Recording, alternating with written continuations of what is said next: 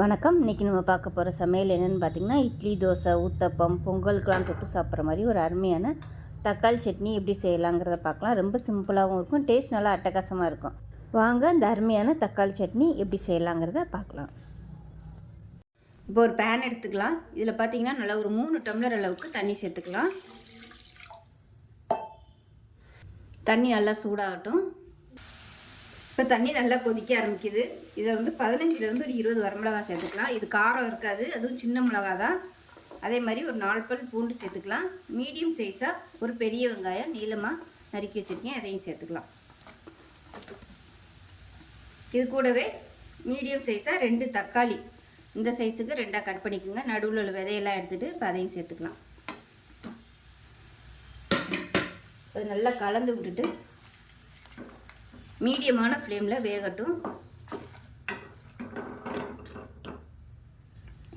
இந்த தக்காளிலாம் தனியாக பிரியணும், அதாவது இந்த தக்காளியில் உள்ள தோல் வந்து தனியாக பிரிஞ்சு வரணும், அந்த அளவுக்கு வேக விடணும். இப்போ தான் மூடி வச்சிடலாம்.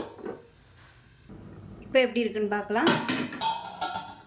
இப்போ பாருங்கள், தோலெல்லாம் நல்லா வெடித்து வர ஆரம்பிச்சிருச்சு பாருங்கள். இப்போ இந்த ஸ்டேஜில் கேஸ் அமர்த்திடலாம். அமர்த்திட்டு இதை ஆறட்டும். இப்போ பார்த்திங்கன்னா கொஞ்சம் நல்லா ஆறிடுச்சு. இப்போ இதில் வந்து இந்த தக்காளியில் தோல் வந்து எடுத்துடலாம். எல்லாத்தையுமே எடுத்துடலாம். இப்போ தக்காளியில் தோல் எல்லாமே எடுத்துட்டேன். இப்போ தண்ணியை மட்டும் வடிச்சிட்டு இதை அப்படியே ஒரு மிக்ஸி ஜாரில் சேர்த்துக்கலாம். எல்லாத்தையும் அப்படியே சேர்த்துக்கலாம், தனித்தனியாக அரைக்கிறன்னு அவசியம் இல்லை. இப்போ பாருங்கள், எல்லாத்தையுமே எடுத்துகிட்டே இந்த தண்ணி இவ்வளோ இருக்குது. இந்த தண்ணியை வந்து வேஸ்ட் பண்ண வேணாம். நம்ம சட்னியை அரைச்சிட்டு இந்த தண்ணியை மிக்ஸ் பண்ணிக்கலாம். இப்போ இது வந்து நல்லா நைஸாக அரைச்சிட்டு வந்துட்டு பார்க்கலாம். இப்போ சட்னி நல்லா நைஸாக அரைச்சாச்சு. இப்போ ஒரு கடாயை எடுத்துக்கலாம். இப்போ கடாய் சூடானதும் எண்ணெய் சேர்த்துக்கலாம். இப்போ எண்ணெய் சூடாயிடுச்சு. கடுகு 1 டீஸ்பூன், உளுந்து 1 டீஸ்பூன் சேர்த்துக்கலாம்.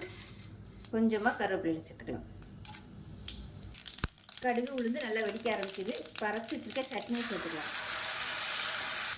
இப்போ இது கூடவே வேக வச்சு வச்சுருந்த சட்னியை அப்படியே மிக்சியில் சேர்த்துட்டு அலசிட்டு அந்த தண்ணியை அப்படியே சேர்த்துக்கலாம்.